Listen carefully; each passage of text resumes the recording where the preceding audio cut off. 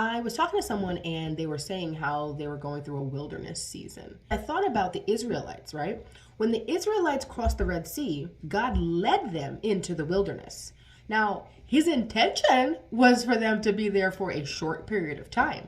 However, their behavior, their actions had the consequence of having them be there for 40 years. How often is it that we are led into the wilderness? It's a time of consecration. It's a time of preparation.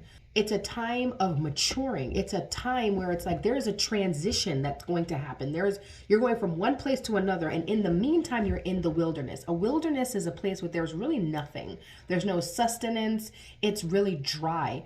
But at the end of the day, God will lead us into the wilderness because he wants to remind us that our dependence is on him. Because even when the Israelites complained about not having food, he gave them manna. Even when they were like, we're thirsty, and God was like, listen, if you obey me, if you do what I'm telling you, I got you. Don't worry about it. And then he led them to a place where it was like palm trees and all kinds of stuff. And he's like, listen, you rely on me. I am your source. Oftentimes we get discouraged because we feel like we've been in this place for too long because we don't know how long God is going to have us there instead of just trusting him.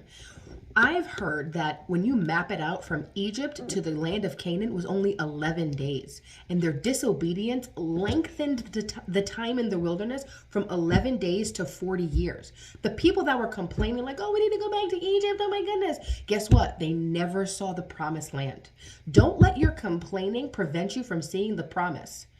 Don't let your complaining prevent you from seeing the promise. Trust in God. Know that he's got you. Know that he's got you. You don't want to stay who wants to be in the wilderness for that long of a time? Unfortunately, we get so stuck with this idea of like, well, we used to have this and oh my gosh, it was so much easier back when, maybe before we trusted God, maybe before we believed God, it was so much easier. Not realizing that we were in bondage.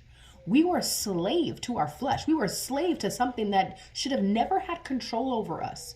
We were slaves, and yet we forget the slavery part and we want to focus on this little bit of good that was happening. Versus now being free in Christ, now being a new creation, now being a new creature where we have a loving Father who is leading us and guiding us.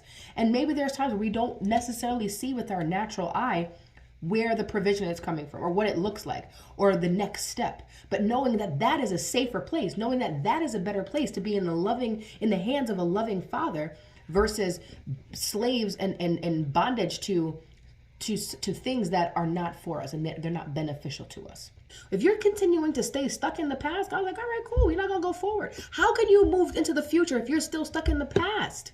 You need to be present with God and where he leads you. When that pillar of fire goes, boop, you go. Where the cloud goes, boop. When he moves, you move. Just like that. I want to encourage you in the sense of let's shift our thinking. A wilderness is not a bad thing. It's not a bad thing because we are in the care of the greatest provider ever. A wilderness only becomes bad when we are there too long, when we're complaining, when we are quarreling with God, when we're arguing with him in the sense of just being defiant and rebellious versus being like, Lord, I don't get it. And we're wrestling. But at the end of the day, our heart posture is, God, I trust you. God, I believe in you. God, I know. Give me this day my daily bread. Give me this day my daily bread. That's what we can be reminded of in the wilderness, that ultimately our trust is in the Lord. He sustains us. And he's preparing us to go to the next place, a place of promise, a place where we can see what's going on, a place where what's happened in the spiritual is now happening in the natural. And now even our position shifts. We now can tend the soil. We now are in a place where we can plant seed and watch it grow and prune and do all of those things. And that is the new step. That's the place of maturity. We, instead of seeing him do it for us, now we partner with him to get it done on the earth.